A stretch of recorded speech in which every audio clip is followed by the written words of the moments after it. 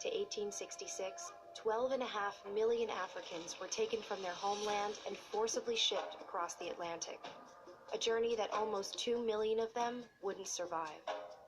By the turn of the 18th century, European merchants were building vessels capable of transporting hundreds of slaves per journey. These ships had extra portholes for ventilation, weapons mounted on deck in case of rebellion, and additional compartments added below deck to take on more human cargo. Before boarding the ships at African port cities, slaves were stripped of their clothing and remaining possessions, and had their heads completely shaved. During boarding, which could take weeks or even months, slaves lived on the deck of the ship in a temporary wooden house constructed by the crew. The crew also installed netting around the deck of the ship, designed to catch slaves who might opt for death over forced servitude. Once moved below deck, slaves would find themselves stuffed into compartments with ceilings as low as 4.5 feet, where they would spend most of their voyage.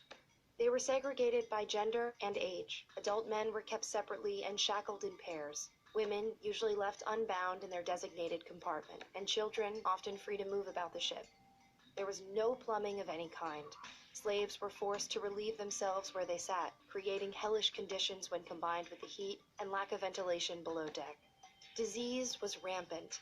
Measles, smallpox, influenza, scurvy, and dysentery, the #1 killer, ravaged slaves and crew members alike. The slaves generally spent about 8 hours a day above deck, but were still separated by gender with a barricado, a reinforced wall that could be used to protect crew members in case of a revolt. Slaves were also subject to forced exercise, sometimes including dance and song for the entertainment of the crew.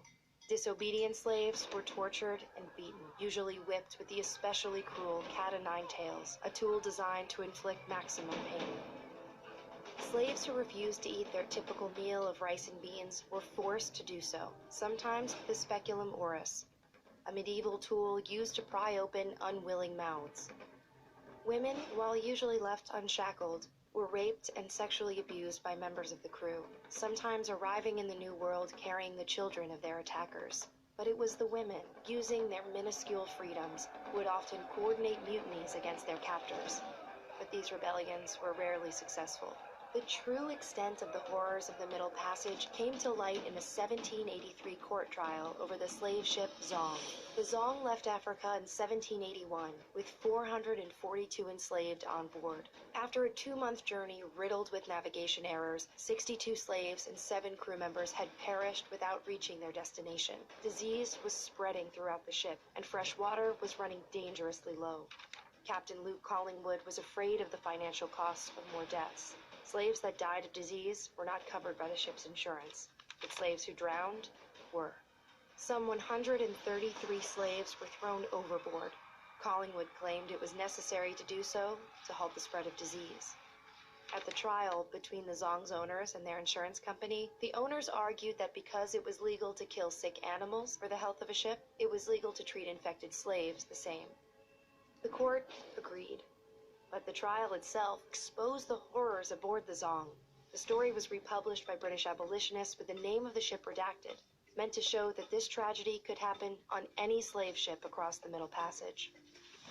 24 years after the Zong trial, the slave trade was outlawed in both Great Britain and the United States. It would take England another 26 years, and the U.S. another 58, plus a civil war, before the practice of slavery was banned outright.